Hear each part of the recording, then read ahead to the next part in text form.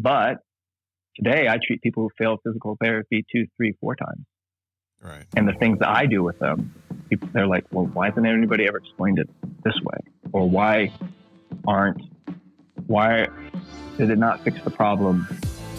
And this is fixing the problem. In terms of my modus operandi changed in 2009. I was like, okay, I'm going to figure out ways to use exercise to change the brain. And I've spent a decade doing that. And then I had like a magical moment in 2013 that kind of changed everything, the way I thought about everything. So this is Jeremy Baber with the Baber Method. Hello and welcome to part 2 of our discussion with Jeremy Baber, founder of the Baber Method. We hope you've enjoyed this episode of the Ask Podcast so far. In our last episode, we got to know Jeremy a little bit better and discuss his road towards becoming a physical therapist that led to the clinician that he is today. Now in part 2 of this episode, we're going to dig a little deeper into the Baber Method itself and get a better understanding of the clinical foundations of the neural activation screen that guides the clinical approach of the Baber Method. And don't forget that we're going to wrap up this episode of this series with part 3, where Kyra and a special guest will join us in studio to discuss our time with Jeremy Baber. You won't want to miss it. And remember, if you haven't done so already, don't forget to like and subscribe to the Ask with Dr. Hanson PT. Thank you for joining us, and here we go. Just a while ago, you mentioned that it sounds like quite a few of the patients that you've had, and we have this conversation here quite a bit, is that therapists are rushing to treat the problem that they find, right? We talk about that in this clinic all the time, right? Like, am I treating the problem or am I treating the symptom? And so the students that pass through here all the time, we talk about that all the time. Like, and I use the analogy that we're concerned over this water that's coming through the dam. And our treatment is to stick our finger into the water coming out of the hole in the dam. But at the end of the day, it's the other side that's broken free. But the only thing that we see is this little bit of water coming out. And that's all we're paying attention to, because that's the presentation. And evaluating the whole patient is about finding the answer to that problem. And I'm happy to hear you going down this road, because sometimes it seems like that is few and far between. I hear from providers, and especially when you're going to Con Ed courses, sometimes that's not the conversation. It's body part, body part, body part, body part. But there's a person attached to it. And to get that answer, you have to address and attack the whole person, one. But you spoke about communication. And we find that communication tends to be one of the number one reasons why most people fail in other clinics.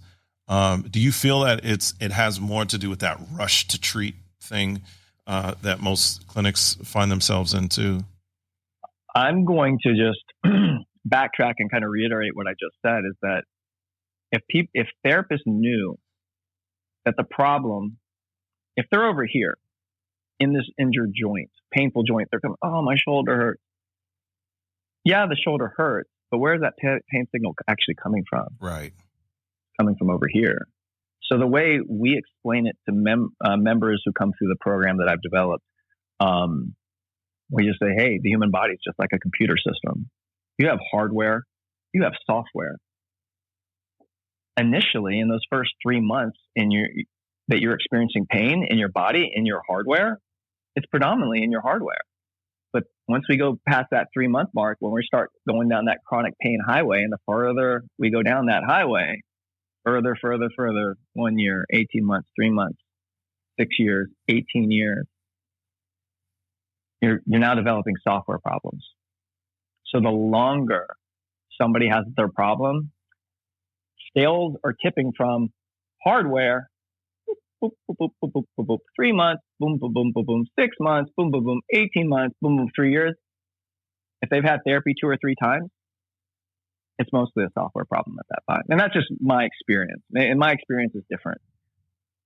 I've spent the last 10 years working with people who failed physical therapy and writing programming for that population.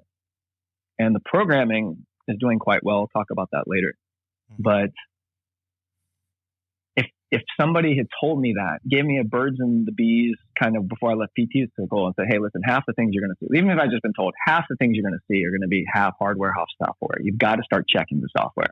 Right. And so my mission has been trying to create a system to treat the software, to assess it and treat it. So that's really what I've been working on. And I think, so what I would just say in terms of getting to the root cause is you've got to know what the problem is first. If you only think the problem is a shoulder problem, then you're going to miss half the picture, or whatever percentage of the picture could be the software problem. So what happens is I come in, I love it when somebody's done physical therapy 2 or 3 times. In fact, I'm going to look like a freaking hero. Yeah. And the reason why that is I can come and tell them a different story. I can tell them the story I just told you about smudging. Right. And then they get to start to believe and think differently about their problems. Like, maybe I have a software problem. I haven't even shown them anything yet. When I start doing the techniques and I can show them, hey, this could be weakness. This could be, instability, or it could be a software problem. When I start to show them, and the cool thing is, like, guess what? If we can change that in 2 or 3 minutes, I guarantee you it's mostly a software problem, because the only thing that can change in 2 or 3 minutes is your brain. If it's a hardware problem, it's not going to change. In fact, that's, for me, it's like a diagnostic. It's like, if I don't get an immediate change in their range of motion, strength, muscle activation, whatever my barometer is at that moment, then I know it's probably a hardware problem. But most of the time people are coming in with, clean diagnostics, or, it's been ruled out. So in terms of the way I'm approaching the problem is, at this point of the game, when somebody's failed physical therapy 2 or 3 times, I know I'm looking at a software problem. And this person's still searching for a solution. So when these people end up on my door, they're there for a reason. They've done acupuncture, massage, physical therapy, chiropractic. Everybody's ruled out the hardware for me. So I'm like, thanks, guys. I'll take it from here. So in terms of when you start learning what a brain-based approach is, and I mean, that's the term I'm using, is just a brain-based approach to the problem. When you start having screens and tools to address that, it makes the picture becomes clear. So getting back to your method, you talked about software. Like, therapists don't usually consider themselves as software programmers. And That's by correct. you calling it software, we are now entering the Google phase of the world that allows us to do this software approach to human movement and pain management. So you've made PTs actually sound really sexy now, because you're saying that we're doing software programming now. We could be sexy. We could be so freaking sexy. People they think about back pain. They think about the chiropractor, somebody cracking their back. Yeah. So there's nothing wrong with, there's nothing wrong with manipulation. It's a great tool, but it is just a tool. What I want to be able to give, it's just a tool. So here's the thing: is full disclosure. Sure. So because I know there are a lot of people who will listen to you say that about chiropractors, and then start throwing in jabs into the commentary system, because they've heard me talk about chiropractors a lot. And I think chiropractors are wonderful people. I think they're way better marketers than most physical therapists. Physical therapy. Oh yeah, man. Physical therapy is like the Mickey D's. I don't even know if they have Mickey D's. I'm trying to find something worse than Mickey D's. I'm gonna in terms of marketing itself. Help me frame that. I'm gonna frame it if you don't mind. I'm gonna jump in on this. Yeah, right? Do it. So I feel like physical therapy in our modern era, right, reminds me of Sears. Right? You remember Sears back in the day? Used to get. I know, but I don't think anybody else does. But Sears would sell you everything, right? They would sell you houses. They would sell you cars, insurance, rent-a-cars. They sold and basically produced everything in the world. Now, if I had to give you the Sears in our day is like Amazon is today. Would you agree with that? I would agree with that. Yeah. Like the Sears catalog was like a big thing, especially like this being, we're filming this around Christmas time now. So I would wait for my mom to get that Sears catalog so I could flip through the toy section and see all the toys that I wish I could have. But I would flip through that thing and I would look at all that stuff. But it's like Amazon now. I feel like there was a time when physical therapists did everything. Yeah. We did wound care. We pretty much ran the gamut. And now it's like everybody else does what physical therapy used to do. And now we're trying to come back and say, look, we're still here, dude. What happened to our creds? But everybody's gone on to Amazon. Like nobody wants to look in our catalog anymore because they've gone on to Amazon. And what I will say is because of that, I think that we're missing out on the value of what physical therapy has to offer. But to your point, we do need to Amazon up our skills so that we don't become seers. This is kind of where we are right now. And we're having to redesign it. So I love the fact that you use the word software. Sorry for the ramble there, Jay. No, that's great. That's the way I look at things. I always look at through a software, hardware lens. And that helps you as a therapist. Is the problem becomes, it's like, well, how do I look at the software? Yeah. How do I assess it? That's where, because this is a new idea and concept. So, I looked at before in 2009, I was looking at through the lens of like explain pain. I've studied other systems. I've studied other systems that were looking at the nervous system.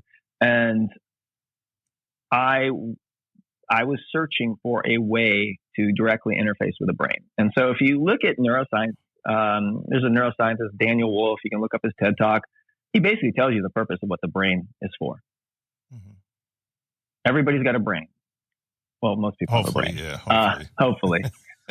But, we think, though, the brain is there to help us, decide, who or what we're going to be, navigate our feelings or give us drive. And really, if you look at it just from an evolutionary standpoint, the purpose of the brain is to generate purposeful movement. The whole point of the brain is to generate movement. It doesn't care about anything else because without movement, you can't interact with your environment. You can't survive.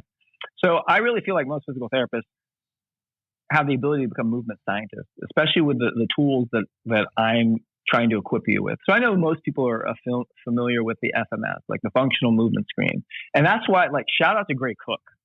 Like, he is one of my heroes. I'm going to say that, always has been. In terms of what Gray Cook has done is he made screening the body, like he does, orthopedic tests and nothing like, it would seem kind of pedestrian to a lot of physical therapists, but to the fitness industry or any sort of industry, even like, strength coaches, he gave them a framework to work off of, look at, to find orthopedic dysfunction, and gave them a system. And that was my motivation to create the neural activation screen, which is basically the foundation of the Baber method.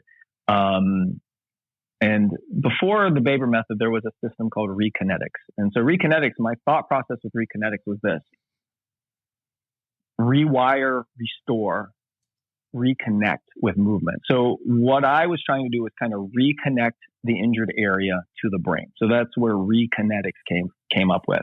The only problem with Rekinetics is people thought I was saying Reiki or whatever. They're like, and they just didn't get the term, but I knew what it meant. But when your audience doesn't know what you mean, you've got a marketing problem. Yeah. And so I had this one friend in South Carolina. He's like, how's that Baber method going? I'm like, dude, it's Rekinetics, dude, not the Baber method. And every patients would be like, hey, how's the Baber method going? I was like, shit, maybe it is the Baber method. But there were a couple reasons why I didn't want to go with Baber method. When I first started out, I was trying to do a collaborative effort with other people in other disciplines. And then, they tended to drop out. I went Thanksgiving. I had family come in from Arizona, California. I hadn't seen them in 30 years. And I did a demo with a couple of them. And they're like, how do I invest in this? I'm like, dude, this isn't, it's going to be a losing investment for you for a decade. That's what it was for me. Right. I never stopped. But in terms of, because I didn't understand what the problem was. Like I thought, I'll just keep making this technique better, the system better. And I didn't really understand marketing. I tried to farm it out to other people, and then people would be excited for a little while, take my money and leave. Whoa. Yeah. So then I'm like, I'm going to have to do this myself. It's like anything that you really want to get done right, I'm going to have to do it myself. So then that's what I've spent that's how we bumped into each other. We were going through a business marketing system. And that's how I bumped into you in a Discord chat. Yeah, right. Because I saw your Instagram thing, and I was like, I want to meet this guy. This guy looks like he knows what he's doing. Like he knows what he's doing. Wow. He could help me. Wow. And then but now I met you, and I know that you really can't help me. And then I'm doing you the favor because Bingo. You're the most famous PT in the world. Exactly. What?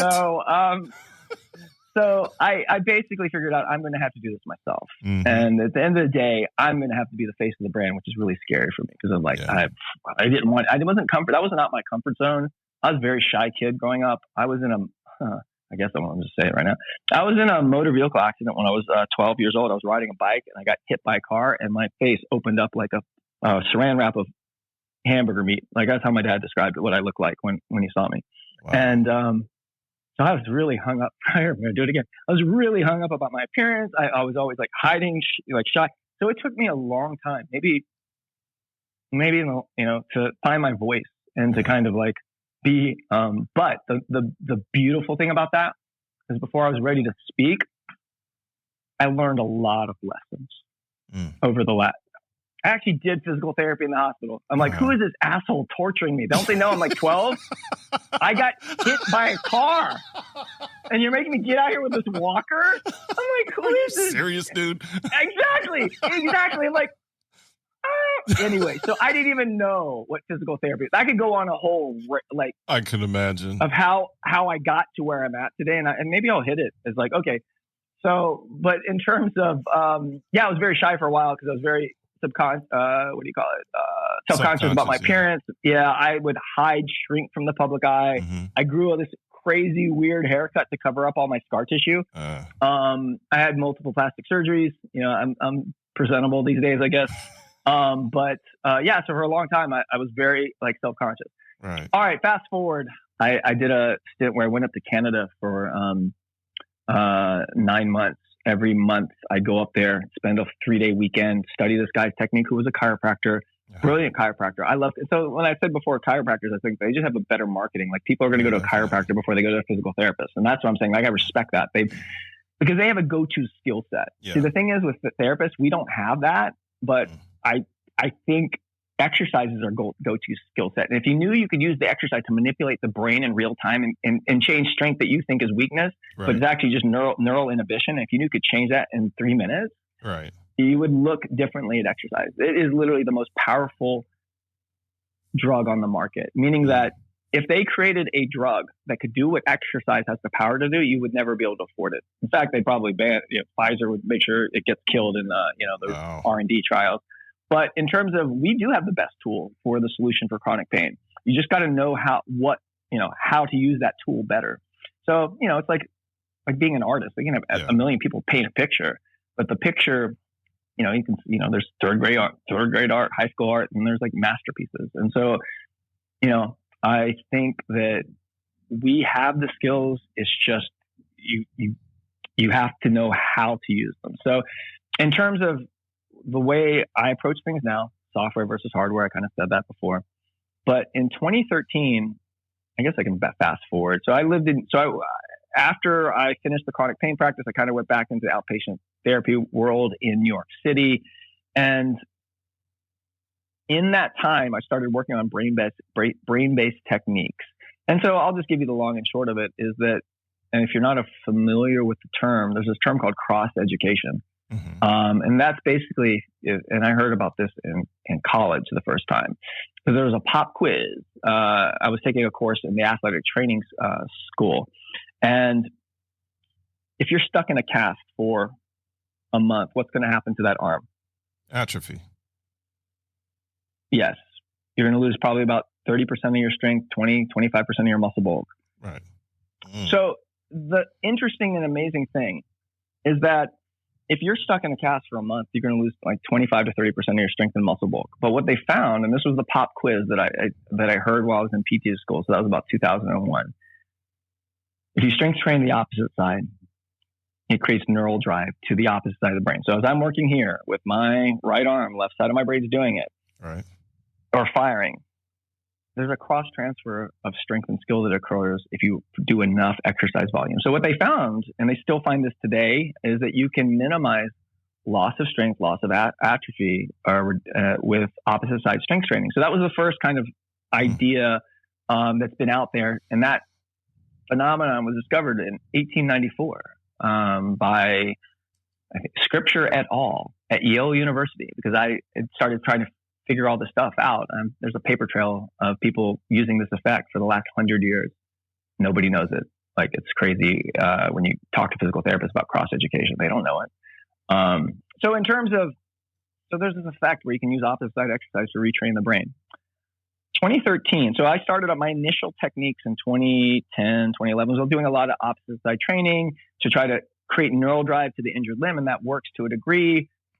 2013, I'm sitting on a tennis court with a bunch of collegiate tennis players. And let me back up a little bit, because there's no way, nobody gets to anywhere where you're sitting today without others' help. Absolutely not. And in 2010, I think I taught my first workshop in 2010 or 2011 in New York City. And it was just for a bunch of friends of mine, like Pilates people. I was taking Pilates training, and I invited a lot of Pilates instructors to this course because they had seen some of the stuff I was doing. They're very interested. And one of the participants asked, "Hey, can I invite my brother? He's like really into neurology and exercise and da da da da." And I was like, "Sure," because I was like, "Yeah, more the merrier. I need to look like I'm something. I know what I'm doing." And so this guy who was an IT specialist, I was just saying Michael Singh, and like, he came to my course, really liked what I was doing, was so impressed by the things that I was able to demonstrate in that weekend. He told his mom. Mom happens to work for something called the Intercollegiate Tennis Association.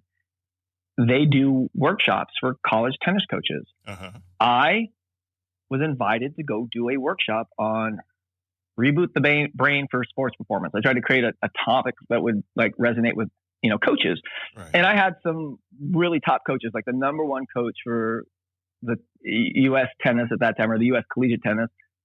Shout out. Oh, it's the Florida Gators. Their a Gator coach, thing. That coach showed up at my thing, and then he was like, "Whoa, this is amazing."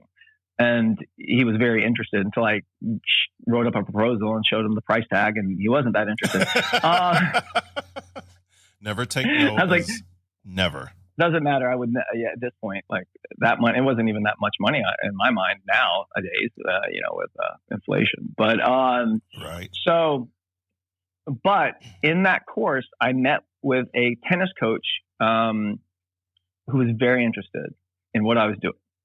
And he could see immediately that I had an impact on him, everybody in the room. Right. And he connected me into his world. But like, why I talk about that is that connecting with that tennis coach led me to a collegiate tennis player who was one of the number one high school players in the country, and then he went on to play at Stanford. Well, one of his buddies injured his wrist and was a senior in college and had wrist pain, did physical therapy, injections. They're about to do exploratory surgery into his wrist. The surgeon for the Yankees was about to do his surgery. That's how connected. So he had the surgeon for the Yankees telling him he was going to go do exploratory surgery into his wrist, something he's been dealing with for a year. Mm.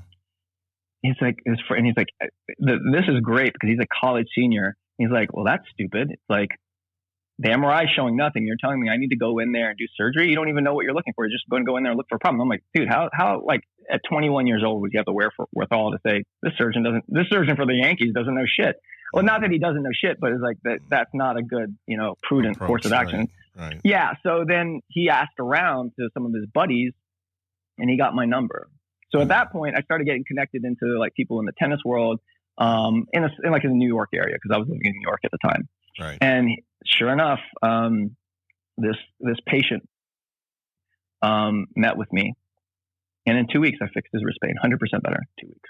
Wow! And it's because everybody was looking at his hardware like it was a problem, whereas I know that more than 3 months, the longer that injury basically hangs out there, the more it's becoming a software problem. Right.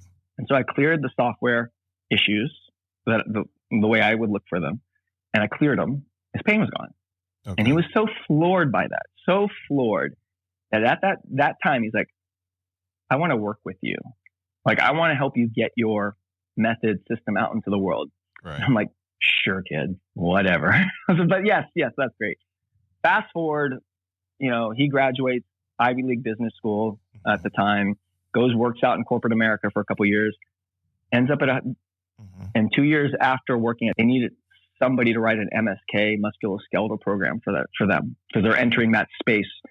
They needed a digital therapy product. Right. He rings me up and he says, "Hey, I think you'd be perfect this. I just need you to come demo the president of the company." And I was like, "Sure, I'll come out." Hey, he just happens to have chronic back pain. I do my demo. I work with him. And in 2 weeks, his back felt that he'd had for like 4 or 5 years. In 2 weeks, he's like, "My back's better than it's ever been in the last 4 years." Wow. Because I looked at his software. Nobody else had. And so the things I'm teaching right now, I want to teach, is like, it should have been taught to us in PT school. You can't, because it's, things don't happen that quickly. It's got to go through research, whatever. I get it. I get that. So then I went to an unnamed university in Florida and I showed them what I've been working on. And like, this is amazing. Right. And they're like, "Well, we can't study it." I was like, "Well, why not?" "Well, unless you can fund the research. If you can't stroke a check for $250,000, we can't really study this." Right. And I was like, "Well, thanks." I was like, "Can I get a refund on my tuition, please?" Wow. So anyway, unnamed university that I do adore. But I get it. I totally get it. That is the academic game. It is. And that's the way academia works. And I get it. I totally get it. But luckily for me, I had a backup where I could fund my own research. Wow. So we track our data. And I guess this comes full circle. Right. So in terms of, this is one of how I was planning on getting there. But what I was saying is, like, everything that's happened to me in my life is because somebody else spoke up for me. Wow. Not for me, which is weird. Like, when people speak up for you, they're putting their reputation on the line, not yours. No, theirs. absolutely. And even when I stopped, there's always people speaking up for me. And like, it's just by the grace of God that I'm even sitting here on this podcast. So I feel really blessed. So they're like, "Listen, all you got to do is just average. Just be average. Don't be like in the middle of the market in terms of the players. Like, there's 4 or 5 major players in this market. As long as your outcomes are within their range, which is anywhere between like 58%, 63 is the kind of the median, and then 68 is the top end. If you're anywhere in that range, then it's acceptable. We're happy." And I was like, "Great. That's all I had to do. I had to get those outcomes, or I'm going to be unemployed in 2 years." Wow. I was like, I felt I can do that. I was like, "Yeah, sure. Why not? I'll give it a shot." That's a lot of pressure, though. I mean, it was. Because this is the first time you're testing your system against clinical outcomes, right? Yeah. And so exactly, I'm going up against evidence-based practice directly, head on. They had the best minds in academia, orthopedics, designing their programs. Wow. So I have to at least match them. That's all I had to do was just match them. I just had to be at that Mendoza line. I just had to get to, the bare minimum of, so that's fine. So I was like, okay, great. Because if I don't do that, I'm going to be fired. So that was basically what I was up against. So then, and I guess I skipped over Rekinetics. So Rekinetics was the brand. So the thing I felt good about, though, was this. I was coming into it having already done digital healthcare delivery for about a year and a half prior, where I'd already worked with people remotely, and our outcomes were like so much better than 68% that I was like, yeah, I'm pretty sure I can do that. I didn't know. Let me stop you right there, right? So going in, you had a company called Rekinetics going into this. That's correct. Where you were doing this. So you were absolutely delivering this. So was this more of an in-person thing, or were you all remote? When I was in New York City, it was all in person. So I figured out all the techniques in person. So what's unique about when I was in New York City, I mostly worked in practices that treated one-on-one for an hour, and I wasn't in there for one-on-one for an hour, just like doing stuff and I was trying to figure it out because it was like my lab. Right. So I was testing people. I was like, I'd find a pattern. I tested the next person. Once you see a pattern happen in 10 people in a row, you might be onto something. Right. Okay. So in terms of, now it's like when you see a pattern in something 10,000 times in a row, you're like, no, that's just the way we're wired in nature, and we should start taking advantage of it. So in terms of Rekinetics, it was my technique therapy system. My business partner saw utility of creating a direct-to-consumer model where we just write exercise programs, 15 minutes a day. You do it 5 days a week.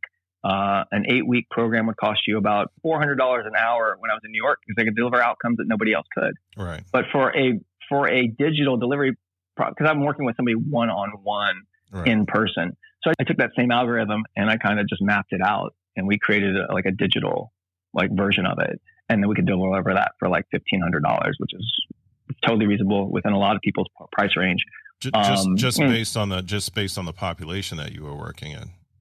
Yeah. So in terms of, then we started finding ways to, attract that kind of clientele to our website and sign them up, take them through the program.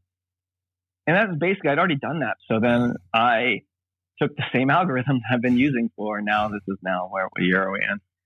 I don't know, at least since 2015, that same algorithm. So last 8 years, same algorithm that I already knew based upon the statistics that I'd done, that was getting 88% improvement.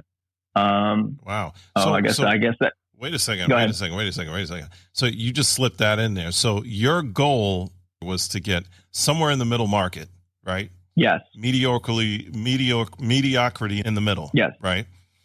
And you're telling me that your outcome level for improvement was what now?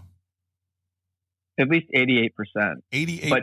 But that's different. That's different. Okay. That's me working with somebody independently over the internet. Okay. Could I train other coaches to do it? Could I train other people to do that? That's where I wasn't sure about. Okay. Because when I explain things to people, when I do it, I know it's going to get done right. Right. How do I know if some person, even though I train them, are going to do it right? And that was something I learned in the first year first 6 months, is that actually I trained people to do it wrong. Really? The evolution. Oh yeah. The evolution was, we got we got decent outcomes in the first 6 months, but I realized the way the coaches explained it and worked with the patients, the way we did the first 6 months versus what we've done for the last 2 years is so different. I learned mistakes in those first 6 months, and then we flipped it. Talking points changed, algorithm changed. There's a lot of interesting things. Cause I had to make it anyway. It's like where people struggled in the algorithm is they didn't want to do what I call the neural integrations. The first part of my program is something called global activation. We are literally activating resetting the motor cortex from head to toe. I was not giving the coaches good enough talking points to explain why they had to get in these funky patterns and funky positions. They just thought they were exercises. And that's when I realized, no, they're not exercises. These are software exercises. They're not going to look like things you do at the gym or at therapy. And as soon as we started explaining to people why they had to get in these funky postures, the outcomes changed, because people need to know why they're doing something. Yeah, absolutely. And as soon as we gave them the why, it shifted. Well, when I was working with people over the internet, I knew the why. I was telling them why, but I didn't give the coaches enough how to sell the program.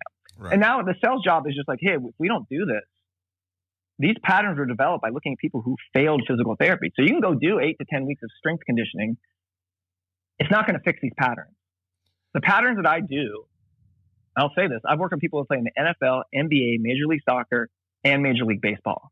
I can come and take them after they've done everything they've done with their trainers, their PT staff, AT staff, and I'm still going to find everything that you will find in the neural activation screen on their affected limb, even though they're not in pain anymore. Why that's important is it's almost like a neural injury happens. There's a scab there. And then sometimes physical therapy, the things they do in their daily life, picks that scab. What the neural activation screen does is shows you where there's scabby tissue, and then it gives you a means of putting a Band-Aid on it. But what's going to happen is that Band-Aid are these patterns that reset that circuit. And over time, you keep resetting that circuit 4, 5, 6, 7. We make everybody do it 5 days out of 7 for these patterns. Wow. So that's in terms of the threshold to reset the pattern. Day 1 is strong for a little while, but then breaks. Day 2, day 3, day 4, by day 5, something changes in your nervous system where the pattern will hold for a long period of time. And so why that's important is that this is something clinically that we're all missing. And I know why, because it's like nobody's told you that it even exists. And so that's the big thing, is I have to create awareness of like, hey, there's a problem here that exists. Now, the beautiful thing, how it all comes full circle, is that I wouldn't have had that data. I didn't even believe in what I was doing as much until I saw the data start coming through of our last 1,000 patients. And that's when I was like, holy shit, there's something that's different. So I'll just tell you what our outcomes are. we just published a white paper. I don't know if we'll be able to link it to this podcast. I'll send you the link and maybe you can. Yeah. But in terms of, I think it was 242 people. We just took our chronic back pain program. So if you look at like, you take 240 people with chronic back pain, you put them through a standard algorithm, like evidence-based algorithm. They're going to, on average, on the high end, they'll be 53% better at the end of those 8 to 12 weeks. You put people through our 8-week program and they're going to be 80% better. Wow. And like, for me, like, I didn't even believe it. I'm like, oh, we can't hold these numbers. Cause I was like, 6 months, it was high. And then there was some shift in the way we delivered it, and numbers got to like, it's been as high as 85%. And this is like, we just have a running number where we look at our graduates and their pain reduction. And then it's been as low as 79. But for the last 2 years, it's been 82%. And I'm just, holy shit. But when you take out the highs and lows, you do the median or the average, like, I don't know, in the paper, it's like, it's 80. Well, that 80% is the best outcome in the world for chronic back pain at 8 weeks for a standardized exercise algorithm. So let me ask you this, because all my ortho nerds are going to ask this question. What was the what were the metrics that you used to measure those outcomes? Rate of perceived improvement. So meaning that we could have used, I think they all got an ODI and that sort of thing, but it's like, what did the patient believe happened to them over these 8 weeks? If somebody says, let's say that they started with a 9 out of 10 worst pain and they ended up with a 3 out of 10 or 5, and you say, oh, well, they're 60% better. Well, what's even better is you just ask the patient, sorry. No. Like, what percentage do you think you're better? And they're like, oh, I'm 80% better. I'm 90% better. And that's what we do. We basically, it's 10. It's like on a zero. So, whatever. It's a 10-point scale, or it's basically 0 to 100. And our average for, rate of perceived improvement is, 80 to 82%, depending upon how you calculate it. So then I still am like thinking that, like, how is that? Now, we have people drop out who won't complete the program, but if people complete the program, they average an 80% pain reduction. What's your dropout rate, though? What is your overall dropout rate? I don't know off the top of my head. It sounds weird because I didn't compile the data, but in terms of, we could only look at people who completed the program, who actually did what we asked them to do. We treated anybody who finished 6 weeks, even though maybe not for that study, but in terms of when we track our data, anybody who finishes 6 weeks, we count them as a graduate, and we don't care. Even if their numbers are low, we just average them in. So there are people who are dragging down our numbers because they're just not doing what we asked them to do. But in terms of the study or the white paper that we published, it's an average 80% pain reduction. And if you look at those numbers of those, 242 people, only 6% didn't have a clinically significant improvement, which means a bare minimum of 30% improvement. So in terms of my confidence of applying this algorithm, it's gone up tremendously, because I'm like, well, you know what? If they just do the things I ask them for the next 6 to 8 weeks, at a minimum, they're going to be 30% better 94% of the time.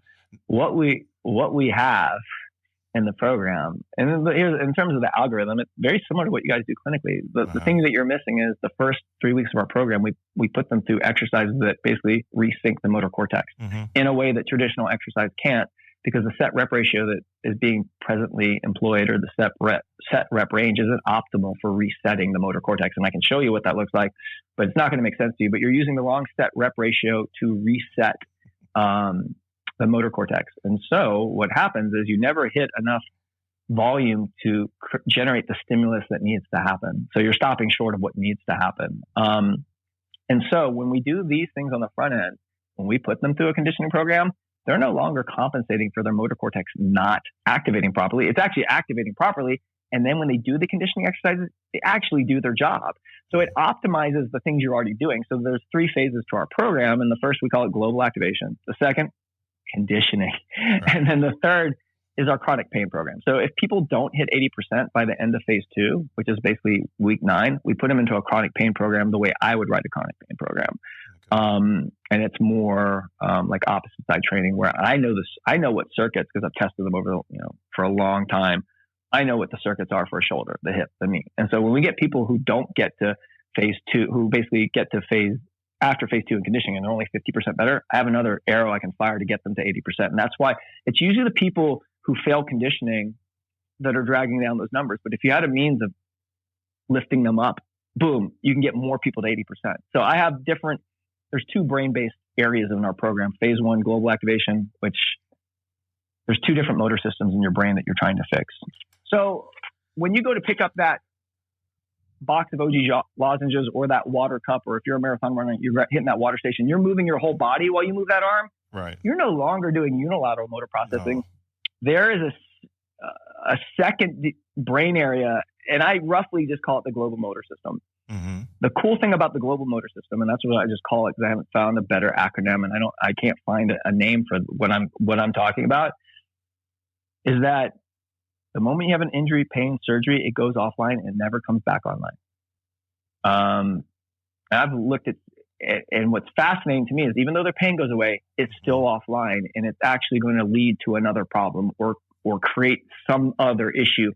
And the reason why I talk about software or hardware is I just treated a guy, 88 years old. Everybody for the last 5 years has been told he has osteoarthritis. Mm-hmm. 88 years old. I'm thinking, yeah, you got osteoarthritis, buddy. Right. And that's a common thing to do. Yeah. And so I was like, I'll give it a shot. Here's the thing. I didn't think I could help him. Mm-hmm. But the way he moved, and I saw him at church every week, and I was like, the way he moves is upsetting to me. I'm like, right. Okay, Jeremy, you like, and I just offered to treat him after church one day. And I was just like, hi, my name is Jeremy Baber. I'm a physical therapist. I really do think I can help you. And coming full circle around that same comment, I'm surprised he didn't turn me down right there. Why is that? Because I'll tell you in a second. So he agreed to let me treat him. Mm-hmm. And I treated him. And in 2 weeks, the pain that he'd had in his knee for 5 years, mind you, 5 years he's had this knee pain, 80% better within 2 weeks. And in that interview, when I met him, he's like, yeah, I tried physical therapy last year. It made it worse. So I told my daughter, I'm not going back to physical therapy. But yet he gave me a shot. I don't know why. And maybe it was just the way maybe something spoke to his heart that he thought, like, cause I was, at this point, I don't know. Maybe I'm just confident. I didn't like, I think I can help. I was like, dude, I basically said, listen, if you give me 15 minutes, I'll know and you know whether I can help you or not. Right. I don't even need 15 minutes, guys. I need about 5 minutes. That's why I go to these shows and I do demos. Mm-hmm. I get sent all over the country to do demos because I can demonstrate the efficacy of physical therapy in a way you as a physical therapist cannot. I can show the power of physical therapy in 5 minutes. Everybody thinks what I'm doing is physical therapy. I'm like, good luck. Go to 1,000 physical therapists and see if they're doing anything that I'm doing. The reason why I say that is when I start talking, we do these talking points about different parts of the brain and injury and inhibition. And I'll ask people, like, has anybody ever explained it to you this way? And they're like, no. 1,000 people have told us no, no, no, no, no. And the day somebody says yes, I'll let you know. But in terms of we explain things in a way that's never been explained. Nobody's ever looked at these things. And you got to imagine, guys, I am working with people digitally. When I'm working with them digitally, they're just taking my word for it. All we can do is track people's outcomes. Mm-hmm. When I work with person in person, I can show, hey, this changed, that changed, boom, boom, boom. So that was my thought was, I was worried that I felt like there had to be a magic show to get people better. They had to experience what was actually changing. At the end of the day, as long as you track outcomes, that's all that matters at 8 weeks. So it doesn't matter how cool a presentation I can give in terms of what these things do and change in real time. At 8 weeks, I got to have outcomes because that's all I'm going to be compared against is my outcomes versus your outcomes versus the standard paradigm's outcomes. So working with this gentleman, I didn't know if I could help him, but I had a better shot than the average PT because I'm not going to do PT with you. Big shocker there. I don't do a lick of evidence-based practice. And when I work with people clinically, I just skip all the conditioning. I just do phase 1 and phase 2 of my program, and I can get people better much faster than 8 weeks. Right. Anyway, sorry to sound like a arrogant prick. No, I think you have to be confident in what it is that you do because if you're not, how are you going to convince me? Thank you for joining us again. Now stay tuned for the conclusion of our series where we will wrap up our time with Jeremy Baber and some takeaways that we have after having gone through the clinical approach. And this all comes in part 3 of our series. And remember, if you haven't done so already, don't forget to like and subscribe to the Ask with Dr. Hansen PT. You can also find us on Instagram, at TikTok, at Dr. Hansen PT. Thank you for joining us. And until next time, take care and take care of each other.